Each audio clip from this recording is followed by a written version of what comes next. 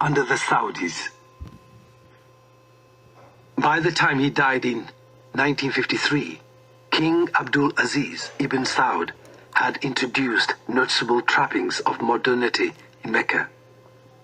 As had happened so often in the past, the holy city's new overlords had stamped their imprint. However, the new rulers, unlike the Sharifs, came without ties of blood or lineage to Mecca. Both would, in time, become the main tools through which the House of Saud would exert control. The changes ushered in by King Abdul Aziz had less to do with return to tradition or accommodation of modernity than with the fidelity to the Wahhabi worldview. In future, the fate of the Holy City would be determined by the complex and frequently contradictory relations between the House of Saud and its expanding oil wealth, and the Wahhabi clerics that helped to confer legitimacy on the ruling family. At the outset, despite the assurances of Abdul Aziz and protests from other Muslim countries, all the mausoleums in the city, including those of the Prophet's family, were demolished. Sufi shrines, for which the Wahhabis had a particular hatred, were bulldozed. The curriculum in schools was radically changed. Only the books of Muhammad ibn Abd al-Wahhabi and some traditional literature could be taught.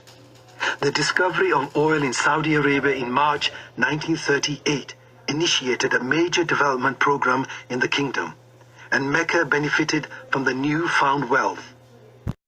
Performing my usual rituals of drinking coffee and reading The Guardian, as I turned the pages of the newspaper, I came across a full-page advertisement.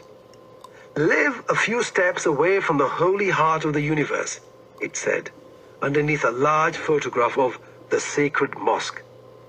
When you look for residence in Makkah, the first thing you seek is how close you'll be to the holy mosque, the advertisement said, inviting the reader to buy a property at the Emar residence at the Fairmont Makkah.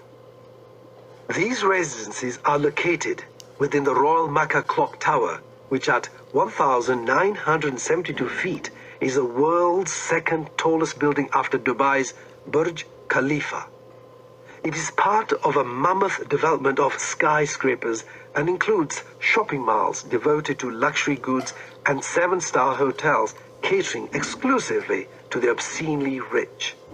The clock tower, as the photograph accompanying the advertisement made clear, dwarfs the Kaaba and soars above the sacred mosque.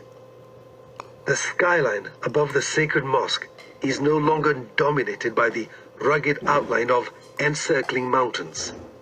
It is surrounded by the brutalism of hideously ugly rectangular steel and concrete buildings, built with the proceeds of enormous oil wealth that showcase the Saudi vision of Mecca. They look like downtown office blocks in any mid-American city. The advertisement invites you not to live a few steps from the sacred mosque, but to live over and above it. What the advertisement does not tell you is that this grotesque metropolis is built on the graves of houses and cultural sites of immense beauty and long history. An estimated 95% of the city's millennium-old buildings, consisting of over 400 sites of cultural and historical significance, were demolished to build this eruption of architectural bling. Bulldozers arrived in the middle of the night to demolish Ottoman-era townhouses. The complex stands on top of the bulldozed Al-Ayad fort, built in 1781, and no longer able to perform its function of protecting Mecca from invaders. At the opposite end of the Grand Mosque complex, as it is now called, the House of Khadija, the first wife of the Prophet Muhammad, has been turned into a block of toilets. The Royal Makkah Clock Tower is not the only building to hover above the sacred mosque. There is the Rafal's Makkah Palace, a luxury hotel with round-the-clock butler service. Add to that the Makkah Hilton, built over the house of Abu Bakr, the closest companion of the Prophet and the first Caliph. Along with the intercontinental Mecca, they all vie for prominence on the skyline. There are numerous other five-star hotels and high-rise apartment blocks.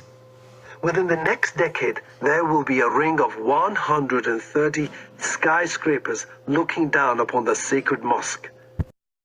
Apart from the Kaaba and the sacred mosque, there is nothing that remains in Mecca that is unique to the city. It is a focal place with no sense of its own history or its place in the world.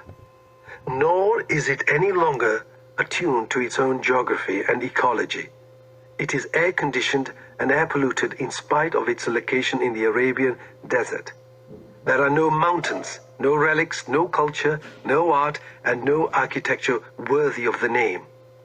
In contemporary accounts of Hajj, such as Michael Muhammad Knight's Journey to the End of Islam, there is no sense of the city of Mecca, largely because there is nothing special about the city itself.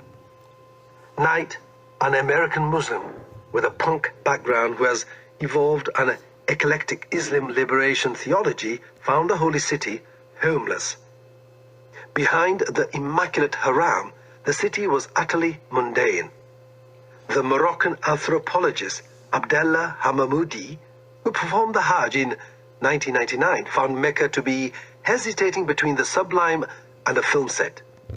Michael Wolff, the American poet and filmmaker, who converted to Islam in the 1980s after extensive travels in the Muslim world, thought, appropriately given the inspiration for his contemporary redevelopment, that the streets of Mecca resembled Houston. Like Houston, only it was modeled, Mecca loved its wealth.